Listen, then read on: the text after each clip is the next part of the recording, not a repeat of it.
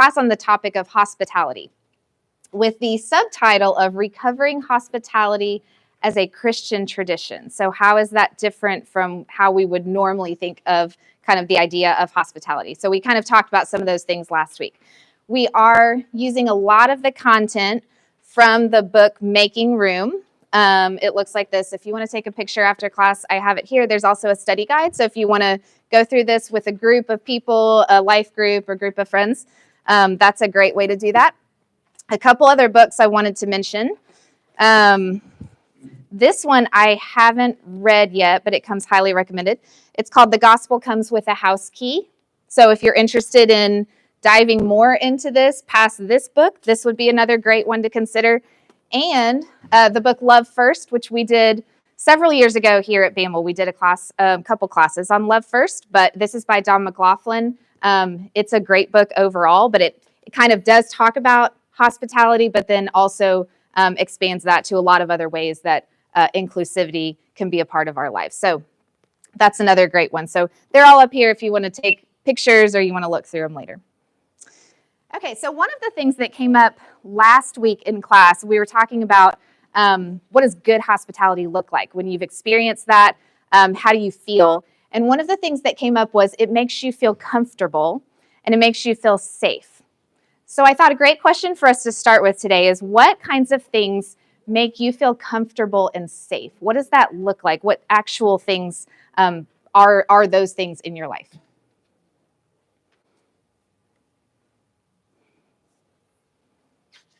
Take a minute.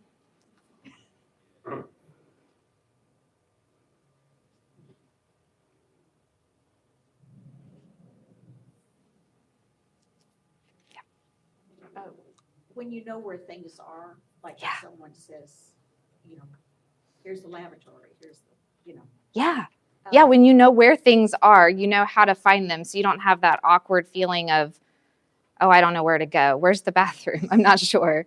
Yeah, where are the towels? Yeah, that's a great one. And this can be in the context of hospitality or not, but what kinds of things make you feel safe? Yeah.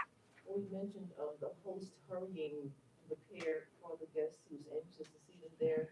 And as I told you after class, I was embarrassed to say within the class that my daughter's Stacy's, her kids, 21 and 19, lived with her ex-husband in New Orleans, and they asked to come down to visit us last year with a friend, and we agreed they were going to come just for a couple of days. Well, a couple usually means 2. Day 3, I started getting antsy. Day 4, I looked at them and cut my eyes. I said, Mom, can we stay one more day? I said, don't y'all have houses to go to? Those classes will help me to hurry to. Yeah, so maybe the opposite of that would make you feel comfortable and safe, right? So I think like on a day like today where it's rainy and it's kind of chilly, like just a big warm blanket makes me feel comfortable and safe. Like if someone just offered me a big blanket or like a cozy chair or a cup of tea, like all of those, or coffee. I'm a big tea person. But, like those types of things would make me feel really cared for. Are there anything else that you can think of that makes you feel cared for? I just keep on thinking about like our greeters at the front door, like just a warm greeting with a handshake and a smile. And, looking you in the eye. Yeah, eye contact is huge, and that's rare. I think that's more rare today than it used to be. That's hard. So what we talked about, this is kind of a working definition of hospitality. There's several different definitions online, but I really like this one. Hospitality is the quality or disposition of receiving and treating guests and strangers in a warm, friendly, generous way. What are some of the challenges to showing hospitality, especially today or in your own life or just what you've observed? Why is that hard sometimes? Because sometimes you're not genuinely as happy as the smile you put on your face. Okay, yeah, sometimes you're not feeling it. Yeah. I learned that some people, from their background or their history, they immediately think you have an agenda. Okay, yeah. And it feels like there can't be just initial pure exchange because there's suspicion. Look at there. you like, what are you wanting? Right. There are definitely some safety concerns. Safety concerns, absolutely. Thinking back when they had the big hurricane there in New Orleans, and so many people came this way, and a lot of folks took people into their homes, strangers in their home. Wow, that was a risk. Yeah. You knew nothing of those people. Yeah, it's a risk, especially with strangers, which we talked about some last week, and we'll talk a little bit about this week too. Yeah, the risk. A lack of confidence. Okay, say more about that. What if I don't know how to, what if I say something stupid, or what if I don't know what they need, or I give them something undesirable, or, just. What if it's not good enough? What if it's not that good? Yeah, that doesn't meet their expectation. Yeah. Unfortunately, some of it's busyness also, and not Right. being able to take the time. Yeah. Or, prioritizing things. Yeah, I don't have the time. I don't have the margin in my life. Yeah. On a practical level, particularly for people in my age group, we have children who keep our house at a certain level of destroyed. tidiness. Yes. I think for a lot of people that can feel like, if it's not Right. Yeah, if I said to anyone in here, hey, as soon as church ends, I'm headed over to your house. Some of you would be fine with that. Some of you would be like, come on, it's ready. And some of you would be freaking out because the house is not ready, or what, we don't know what the state of everything. We don't have anything to feed you, whatever. So yeah, that's for sure a huge concern. Someone else had, Tom. But going back to what makes you feel comfortable, and I almost said this, but now I'm done.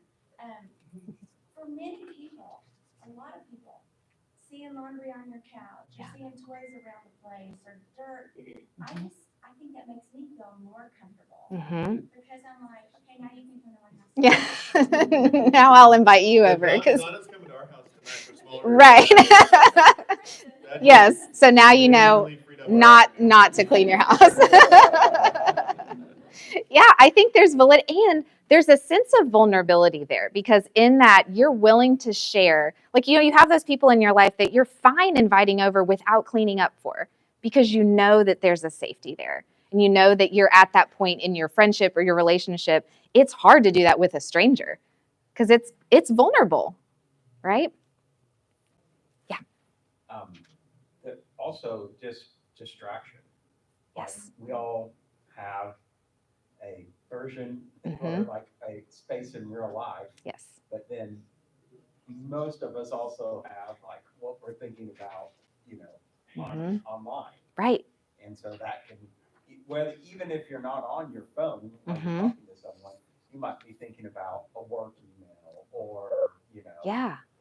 Or I've already planned my afternoon. I've planned my afternoon. I know what I was going to do with it, and it wasn't to entertain this person. Right. Or maybe I don't even like the person. That's a challenge sometimes, right? Like, there's so many different challenges. Well, I'm going to try to fit all this stuff in. Yes. Like, Yeah. have someone over and be, And I'm going to do all these things while they're here, which some people are fine with, and some people that would be a little, yeah, it would. Right. So I want to review a little bit what we talked about last week. It is online, so if you're super interested in this and you want to go and listen to it and watch it, you can. But we talked about kind of this thread of hospitality that sometimes we think about it in the context of Jesus and the New Testament and the early church, and we'll talk about some of that today. But we talked about how the thread of hospitality is woven all through the Old Testament, and how even at creation, we see this image of God as host. And that God has prepared this place for us to step into as a guest. And like, how does that change the way that we view creation and our responsibility and the way that we interact with other people and the way we interact with God? So we talked about even at the beginning of Genesis, we kind of have this hospitality theme starting. And then we talked about the Israelites as God's people throughout the Old Testament and beyond, experiencing this dual identity of being, we are chosen as God's people, and we know what it's like not to belong here. At the same time, we belong, but we don't belong. And so how that played out through their history. We looked at the story of Abraham showing hospitality to the three divine guests that came to visit him and gave him the promise of a son and his descendants. We talked about after Egypt, God very intentionally gives instructions to his people to protect and provide for foreigners, and how that was a little bit different from the other cultures around them, which did practice hospitality, but the difference was that this was legislated for God's people. And then we briefly looked at the story of Ruth, who is an ancestor of Jesus, and how caring for the foreigner and protecting the foreigner played out in her life. And she was a direct recipient of that. We talked about God has always been a God of hospitality, which is why we went through this. This is who God is. This is in the character of God.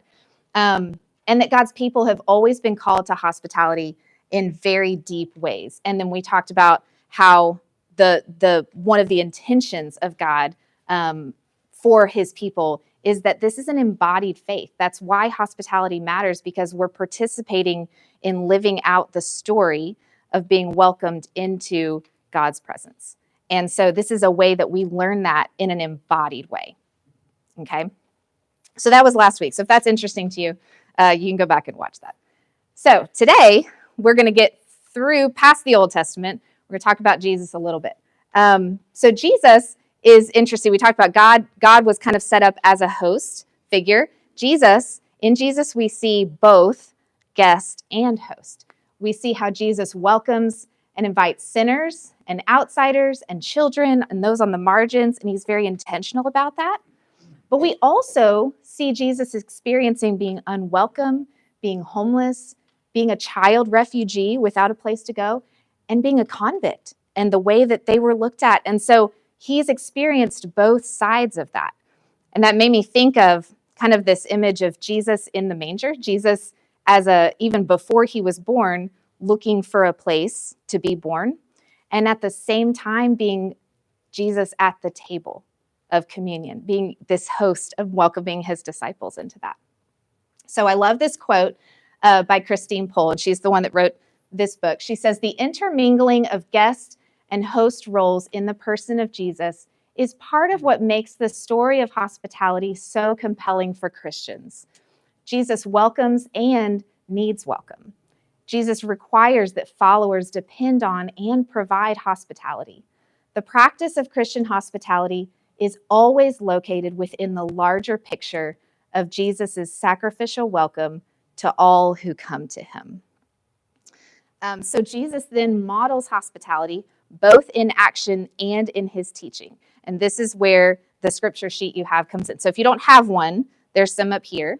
We're going to look at the story of the Good Samaritan, which I think even if you didn't grow up in church, you've probably heard this story. I'll pass this along this way.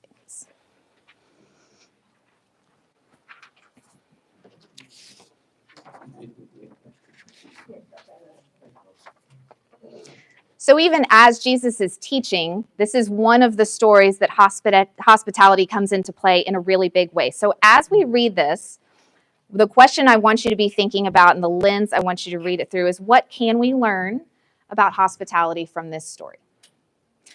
On one occasion, an expert in the law stood up to test Jesus. "Teacher," he asked, "what must I do to inherit eternal life?" "What is written in the law?" he replied. "How do you read it?" He answered, "Love the Lord your God with all your heart and with all your soul and with all your strength and with all your mind, and love your neighbor as yourself." "You have answered correctly," Jesus replied. "Do this and you will live." But he wanted to justify himself, so he asked Jesus, "And who is my neighbor?" In reply, Jesus said, "A man was going down from Jerusalem to Jericho, where he was attacked by robbers. They stripped him of his clothes, beat him, and went away, leaving him half dead. A priest happened to be going down the same road, and when he saw the man, he passed by on the other side. So too, a Levite, when he came to the place and saw him, passed by on the other side. But a Samaritan, as he traveled, came where the man was, and when he saw him, he took pity on him. He went to him and bandaged his wounds, pouring on oil and wine. Then he put the man on his own donkey, brought him to an inn, and took care of him. The next day he took out 2 denarii and gave them to the innkeeper. 'Look after him,' he said, 'and when I return, I will reimburse you for any extra expense you may have.' Which of these 3 do you think was a neighbor to the man who fell into the hands of robbers?" The expert in the law replied, "The one who had mercy on him."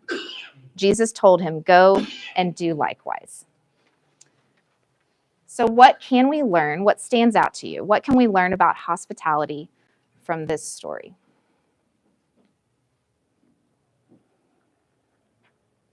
It might involve some discomfort. It might involve some discomfort, some finances, some time. Yeah, all of those things. Yeah. Yeah, what else? I remember the author pointed out that hospitality is sacrificial. Yes. It's a part of the package. Yes. Yes. By stepping into, being willing to step into hospitality, you are stepping into a sacrificial. There's things you're going to have to give up. She says it's a risk. It is a You risk. don't know what it's going to cost. That's right. And Yeah. what it could lead to involving. Mm-hmm. There's a difference between looking at someone and really seeing someone. I don't know what the original words used here were, but I would be curious to know if there was a difference in the saw Yes. words, because, yeah, 3 people saw him, but only one, like, really saw him. Right. 3 people looked at him, but only one really saw him. Yes. Yeah, you see that pattern of 3. You see the pattern of the priest saw him and then passed on by, and the Levite saw him and passed on by, and then the Samaritan saw him and really saw him. Yeah. I think about like people who saw him. Sometimes it's proactive, sometimes it's a situation on you. So I always think about like the innkeeper when he's like, he gives him some coins, but he says, when I come back, I'll reimburse you for any expenses. And so Yeah. I think about the innkeeper would be like, no, I'm only going to pay for what I have now. You don't give it to me now. Right. But like trusting that he would come back and reimburse him. Yeah, even the That is innkeeper. hospitality, that he didn't choose the situation, but it came to him. And That's right. he responds. So Yeah, he had a choice in how to respond, and he chose also to be a hospitable person. I just think, I appreciate what you mentioned about he saw him, Mm-hmm. but Jesus is saying he saw him, he took pity on him. There's 2 actions there. Yes. Seeing Mm-hmm. and then taking pity, which we can say is compassion. Right. Or putting yourself in that situation. What would how would I feel if I'm lying by the side of the road? Right. And that requires reflection, Mm-hmm. thoughts, Yes. care. Yes. It requires so many things, those next level feelings Right. that many people just want to stay on the surface. Mhm. Yeah. Just want to stay on the surface because they don't want to be involved. Right. And so seeing him and taking pity on him is the requirement of being a neighbor. Right. And that takes something from you. Before we actually get into the story itself, when I look at the introduction there, I see hospitality because this is a guest who feels comfortable asking the host a deep question. Mm. And then the host himself or herself being willing to listen and to answer and give advice to the guest. Yeah. Yeah, that's a great point. Even Jesus being open to answer this question and provide this framework is a show of hospitality in a way. Yeah, I love that. Also, with respect to what she was saying about seeing, Mm-hmm. 2 people saw a man they thought they needed to avoid. Yeah. And 1 person saw a man he thought he needed to help. Right. You can see. Yeah, and something changes the way that we see people. You can pass by the same person, and one person kind of creates distance, and someone else, through whatever their perspective is, moves in closer. Yeah. And the question was posed, who is my neighbor? Yes. And then in the illustration, the Lord asked, who was a neighbor to this man? Yeah. So that was totally turning. Yeah, who are you being a neighbor to? Who would call you a neighbor? That's a harder question. I don't think that's exactly what the man was asking. Right. But that's what he got. In a gentle way, Jesus says, you're asking the wrong question. Yeah. Who do I have to be nice to is not the same as who would consider you a kind person. Yeah. It's a Samaritan helping the Jew.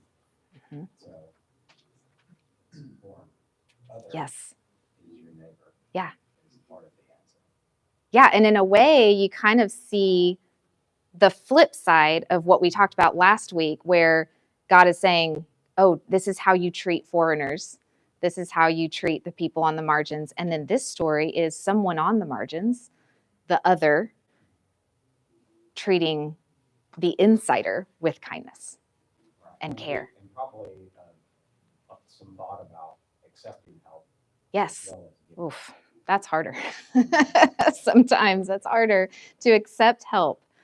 Yeah.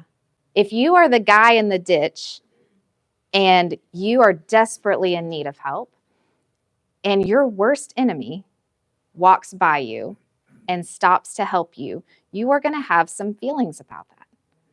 And that's going to be really, really challenging because it's hard to accept help anyway. But from someone you don't like, and I don't know if that's exactly how it was, but in general, like from someone you don't like when you don't have a choice, that's really hard.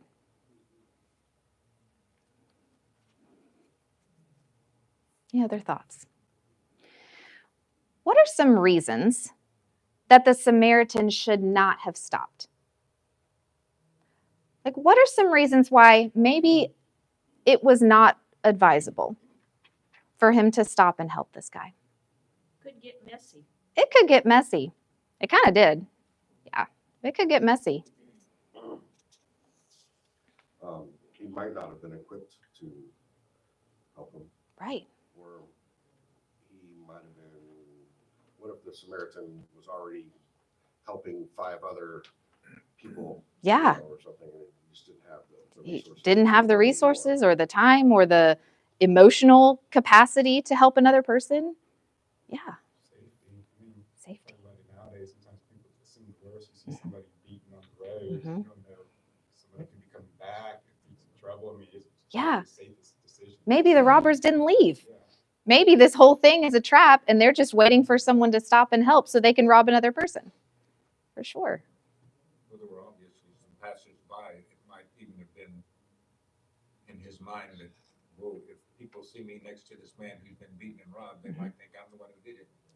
Yeah, they might accuse me of doing it. They might, if I'm found in this area, yeah, I might be the one accused, especially a Samaritan and a Jew. Yeah.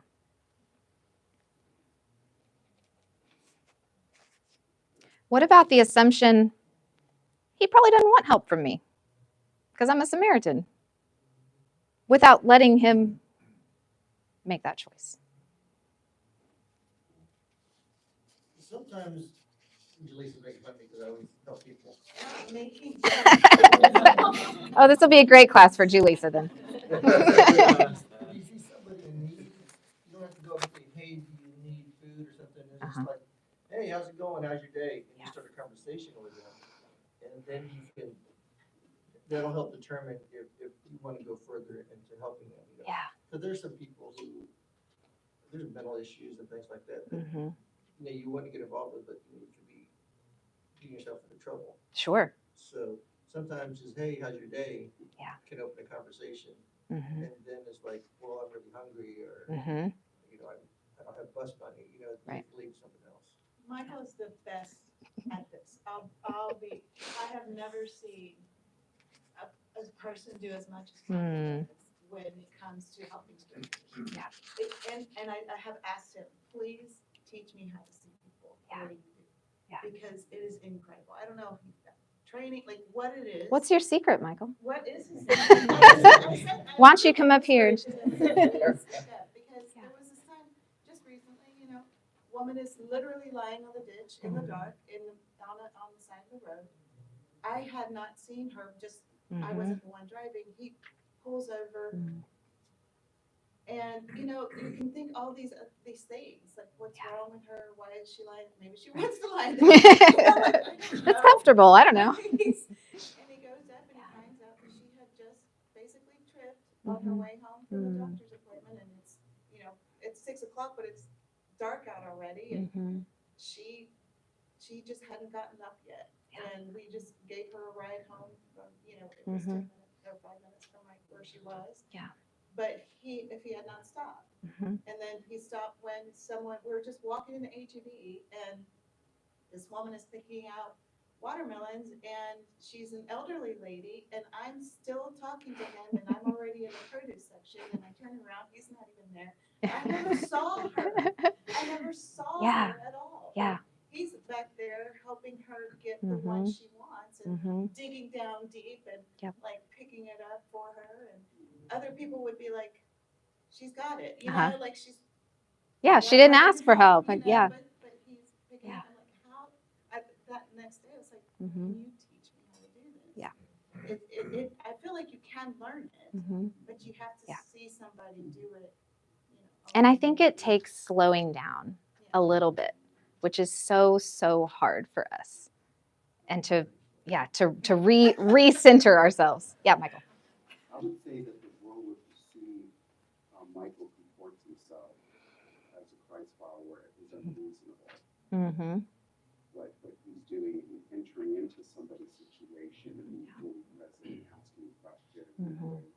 next level in serving a person. And there's a brilliant book written by a restaurateur who was a consultant on the series The Bear.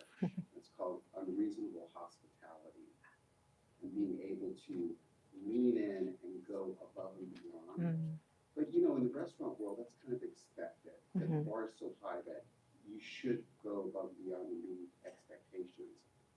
But in the world, if you're working with people on the margins or living out of below the poverty line, that's not the expectation. Mm-hmm. And to be able to discern what is best and Right. how to serve people with dignity, that requires to be closely tethered to Jesus. Yes.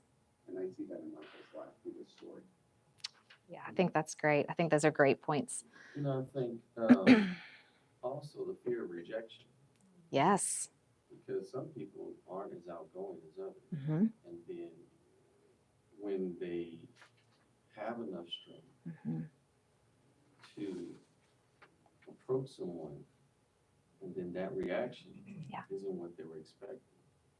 And all of a sudden, well, that's the validation. That's why she never said it. Right. Right. Yeah, fear of rejection can be huge. Yeah. Yeah, I'm reminded of what's been said so far. I'm bouncing off that. The lesson for me would be to remember that God expects us to build relationships in our church community as well. Because we don't know what people need, if we don't know who they are and what's going on with them. We say two are better than one. You don't know that unless you know this person. That means you have to kind of like, when service is over, don't go to your same old friends, and same relatives and whatnot. Which are those folks whom you don't know. Try to strike up a relationship with them to see where they stand, what they need, and what can I do to how can we get closer as members of the body. And God expects us to do that. And that's hard. That's harder for some of us than others, right? Like, that's hard. Yeah. So with all of these reasons, and some of them very legitimate reasons, I would say all of them are legitimate reasons why the Samaritan should not have stopped. Why did he stop?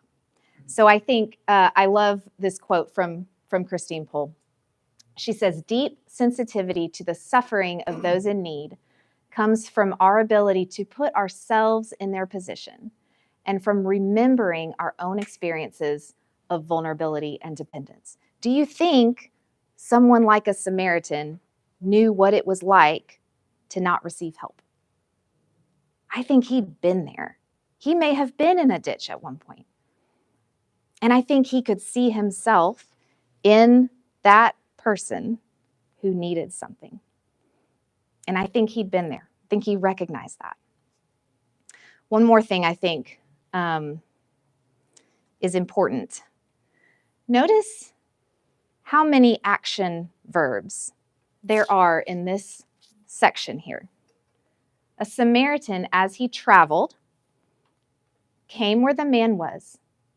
And when he saw him, that's the saw, he took pity on him. He went to him. He didn't run away. He went to him. He bandaged his wounds, pouring on oil and wine. Then he put the man on his own donkey, brought him to an inn, and took care of him. That phrase, took care of him, is doing so much work in this passage because the next phrase is the next day. So what that means is he took care of him all night long. That could have meant so many different things, from someone who was half dead What are all of the things that that guy might have needed throughout an entire night? So that's a huge phrase, took care of him. The next day he took out 2 denarii, gave them to the innkeeper, and says, look after him. When I return, I will reimburse you for any extra expense you may have. So initially, when I was planning this class, when I had this idea, I thought, this will be really good because we can take like 1 week and we can talk about how can we be hospitable with our time. And we'll do a week on how can we be hospitable with our finances or our resources or our theology and how can we welcome people in. And it's been really interesting studying this because I think those are all good things. But I think sometimes we're tempted to over-spiritualize hospitality. And if we move too much into those realms and we forget that it's actually about a tangible face-to-face interaction with somebody that we are welcoming, I think we miss out on something. Yeah. So you raised the point about the Samaritan did it because more than likely he had experienced some hardship, so there was a certain empathy that he had there. And I get that, that makes perfect sense. How do we get there, get to that place where we can like see things like Michael and like this guy did without having to go through that? You know, so what's that secret sauce that we can somehow evolve to the place where I don't need to be in a ditch to have the compassion to help somebody out of the ditch? Yeah, it's a great question. I think that the longer you live, it's nearly impossible to have never found yourself in a ditch.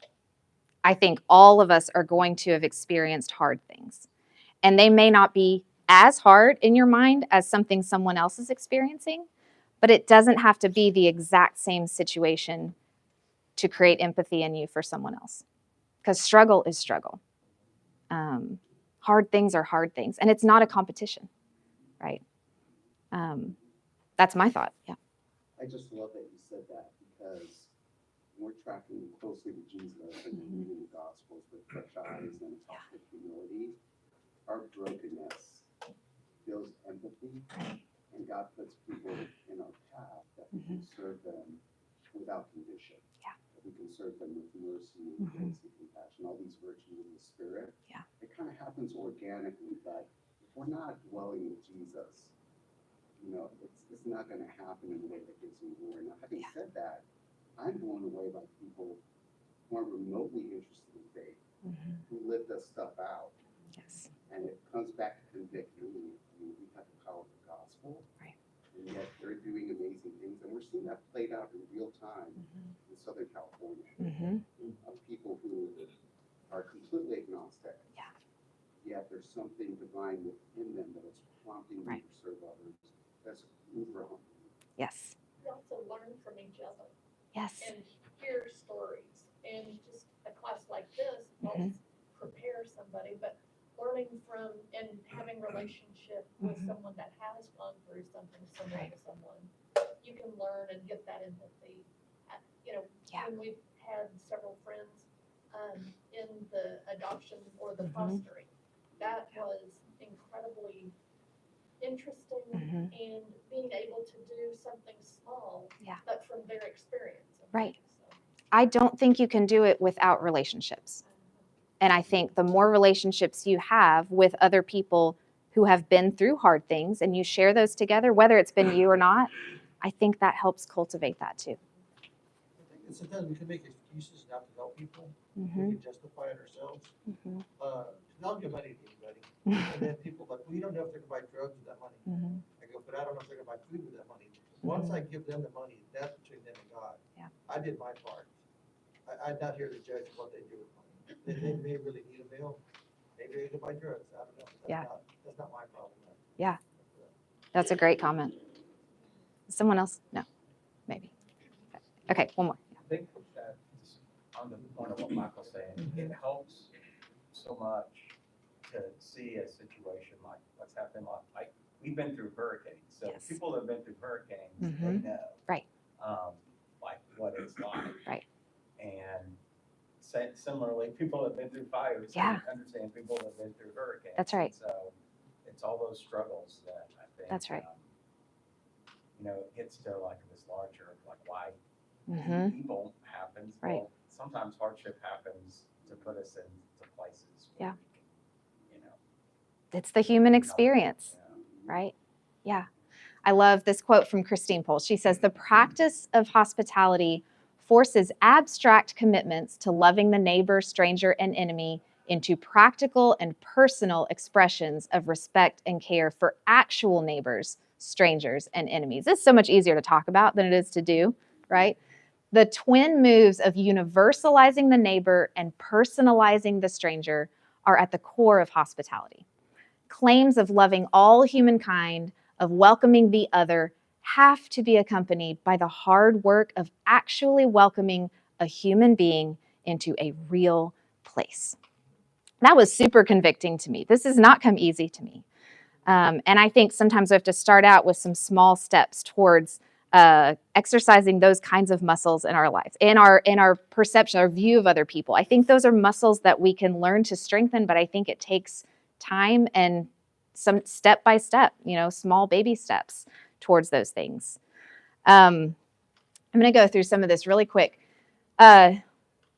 In the concept of how the early church practiced hospitality. So in the New Testament, the Greek word that you will find for hospitality is philoxenia. So what this specifically means is love of stranger. The opposite of this is xenophobia, so being afraid of strangers. So think about, if that's a word you're more familiar with, think about the opposite of that, welcoming the stranger, loving the stranger. This is the word that the early church had, okay? Christian hospitality by design is subversive and countercultural. It serves as a declaration that we refuse to judge people by the standards of the world and instead choose to see them through the eyes of God. Most people would say this is not a good idea to be in relationship with people who are different from you, right? There's all kinds of risks there. How are you going to relate to them? What do you have in common? And that's what Christian hospitality is about, is reaching across those lines, and it is countercultural. So one of the defining characteristics of the early church was its intentional practice of hospitality toward the weakest and the most vulnerable. So this was contrasted with the hospitality in the Greek and Roman cultures at the time. There was hospitality practiced, but it was in order to impress impressive people, right? So like, I'm going to invite someone over with the expectation that they'll invite me over sometime, or there's something they can do for me. If I can put on a good show at my house, maybe there's something I need for them later, and then it's mutually advantageous. And there are times when that's fine. You've been to like a fundraising dinner where you're like invited to a really nice dinner and then they ask you for money. Like, that's how sometimes the world works. But the difference is Christian hospitality in the early church did not look like that. There was not an expectation that I would be paid back or that this was a reciprocal relationship that we had. So much so that in the 4th century, the Emperor Julian, who was a Roman emperor, he was anti-Christian. He was trying to restore the pagan gods of Rome. So he is not a fan of Christianity. He's actively working against it. But here is what he says. It is disgraceful that when no Jew ever has to beg, and the impious Galileans, or Christians, support not only their own poor, but ours as well, all men see that our people lack aid from us. Teach those of the Hellenic faith, which is what he's trying to restore, to contribute to public service of this sort. So he's literally saying, you need to see what the Christians are doing and do what they're doing. We need to do hospitality like that. And he was anti-Christian. So it made a big difference, made a big impact, the way that the early Christians were interacting with people. Okay, one of the texts, this is on the other side of your sheet. So one of the central texts about hospitality for early Christians was Matthew 25. And I used to think about this like as a guilt passage, like how many of these things am I doing in my life? How many of these groups of people am I caring for? Like a checklist, like, okay, yeah, I've done that. Okay, like I wrote a letter to someone in prison, and I don't think that that's how it's intended to be written. But I want to read through this, and then we'll talk about a couple things. When the Son of Man comes in his glory and all the angels with him, he will sit on his glorious throne. All the nations will be gathered before him, and he will separate the people one from another as a shepherd separates the sheep from the goats. He will put the sheep on his right and the goats on his left. Then the king will say to those on his right, "Come, you who are blessed by my Father. Take your inheritance, the kingdom prepared for you since the creation of the world. For I was hungry, and you gave me something to eat. I was thirsty, and you gave me something to drink. I was a stranger, and you invited me in. I needed clothes, and you clothed me. I was sick, and you looked after me. I was in prison, and you came to visit me." Then the righteous will answer him, "Lord, when did we see you hungry and feed you, or thirsty and give you something to drink? When did we see you a stranger and invite you in, or needing clothes and clothe you? When did we see you sick or in prison and go to visit you?" The king will reply, "Truly I tell you, whatever you did for one of the least of these, my brothers and sisters of mine, you did for me." Then he will say to those on his left, "Depart from me, you who are cursed, into the eternal fire prepared for the devil and his angels. For I was hungry, and you gave me nothing to eat. I was thirsty, and you gave me nothing to drink. I was a stranger, and you did not invite me in. I needed clothes. You did not clothe me. I was sick and in prison, and you did not look after me." And then they ask the same question of, "When did we see you?" And this parallel passage. So yeah, I used to read that and go, "Well, I sure hope I'm good enough to be a sheep because this is really scary." And I think it's important for us to allow this to convict us if we need to be convicted of some things. But I think this is more about, do we recognize Jesus in the people we encounter? Whether they're in need, whether they are different from us, whether we don't know how to interact with them, or whatever the context is there something about Jesus that we can recognize in that person? I think that that's the point of this passage. I think that's why it was transformational for the early Christians to think this way. It matters if you think of the experience of walking into a room where you don't know anybody, and the feeling of, I'm searching for my people, but I don't see any of them, and I don't know anyone here. And then suddenly you do see someone you know, and they recognize you, and you recognize them. That is the gift we are giving to someone, the gift of recognition, when we can pull them in and say, "Oh, you can sit with us." Like in the last class, the lunchroom theology class. You can sit with us. You can be a part of this community. Because part of what's happening in hospitality is not tangible needs. Like, that part matters, but it's more about giving the gift of community, pulling someone into a community of belonging where they can be a part of this group of people. We're saying you do actually belong here because you're a human being created in the image of God. So the things I would like to leave with you. And these are great first steps in just kind of reflecting and thinking about the people you come in contact with. First, do I recognize the image of God in this person? So this goes back to the Genesis story we talked about. God as host, God as creating us. Do I recognize the image of God in this person? Second, do I recognize Christ in this person? That's Matthew 25. Do I recognize qualities of Jesus? Is there something that I can be taught about Jesus by interacting with this person? And number 3, do I recognize myself in this person? That question matters so much because that is the humility of, I've been where you've been. I've struggled too. It may not have looked the same, but I've struggled just like you've struggled. And those questions are going to lead us into greater empathy, greater compassion, and they're going to increase our capacity for hospitality. I think if we start there, it leads us into the action steps that we need to take. Well, let me pray for you and we'll go to worship.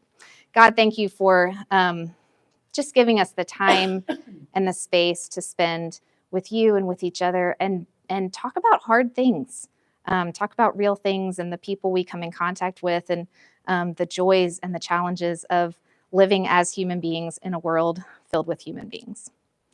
Thank you for the people in this room. I pray that you will bless every one of them and their families, and bless our worship time together. In the name of Jesus. Amen.